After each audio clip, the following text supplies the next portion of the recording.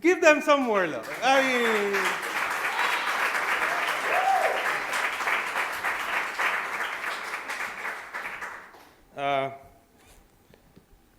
not to play it up, but the percussionist. I used to hang out with the percussionist for the Wailers, Bob Marley and the Wailers, and he said to me, I once said to him, about music, and he said he was going straight to heaven, and I said, how you can make a statement like that?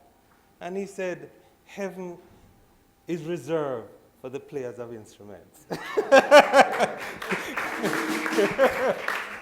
right. I'm going to read. The first poem I'm going to read. I'm going to need your help. We're going to like divide the room. All right. So right down here. Right. On this side.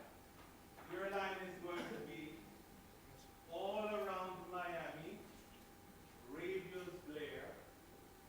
Mama, ¿qué será lo que quiere el negro? All right, that's yours. Let's practice it. All around Miami, radio's glare. Mama, ¿qué será lo que quiere el negro? All right? This side of the room, all right? Your line is going to be brother.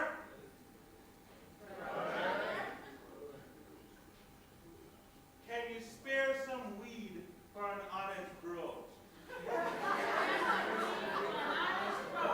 One more time. Can you spare some weed for an honest bro? Some of you saying that with a little bit too enthusiastic. it's like you're used to saying it. All right. Seems like you've said it before. Okay. The poem is called Miami Mambo. I often tell students when I go to places like high schools and reading, when I was growing up in Jamaica, I never thought I would ever leave Jamaica. In fact, I had the opportunity to study Spanish when I was about 15. And the Spanish teacher said to me, Mr. Philp, you can go on studying Spanish now. And in the back of my head, I was muttering to myself, I was born in Jamaica, I will live in Jamaica, and I will die in Jamaica. I will never study your Spanish. 10 years later, I was in Miami and married to a Colombian woman. See how life plays tricks on you? So, a lot of the poems that I started to write have over the years, and I've been writing now for 30 years, have been influenced by Miami. And so Joe asked me to pick out a couple of the poems that were Spanish flavored. So this is one of them, all right? I hope you haven't forgotten. This side, what's your line? All around Miami, radios blare. Mama, ¿qué será lo que quiere el negro? Brother, can you spare some weed for an honest bro? All right, here we go. Miami Mambo.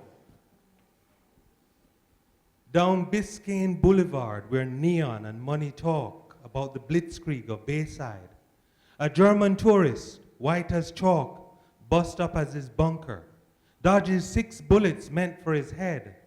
1 inch closer, and he'd have been brain dead. 2 seconds later, he'd be revived as the mayor of Metro Dade, bellowing, "Welcome to South Beach. Now sit back and get laid." All around Miami, radios blare. Mama, ¿qué será lo que quiere el negro? Brother, can you spare some weed for an honest bro? The dream, boarded in Alapata, Liberty City, Overtown, cross over fetid pavements, a scab turned rust brown. Kids in Reeboks boast t-shirts of Malcolm and Martin King Jr., but they all want to be famous, like little yummy Sandifer.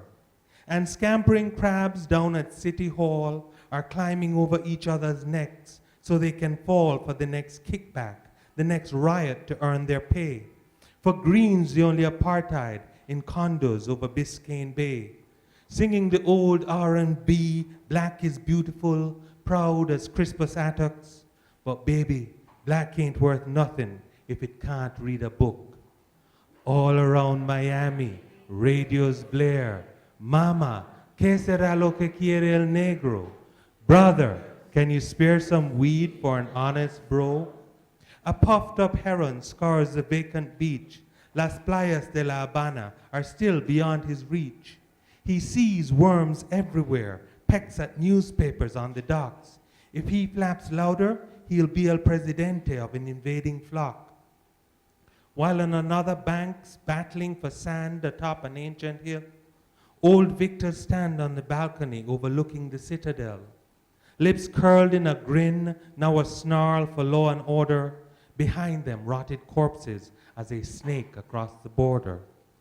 All around Miami, radios blare. Mama, ¿qué será lo que quiere el negro? Brother, can you spare some weed for an honest bro? And those imperious eagles and dangers in the glades get rarer every summer as they follow the tide, stealthily as carpetbaggers. This land's not worth a sack of juca, except, perhaps, what's that? Casinos and blackjack? And fellow termites, what sound will you make, busy with your mounds at Western or Vida by the lake? All around Miami, radios blare. Mama, ¿qué será lo que quiere el negro? Brother, can you spare some weed for an honest bro? Thank you. Clap yourselves.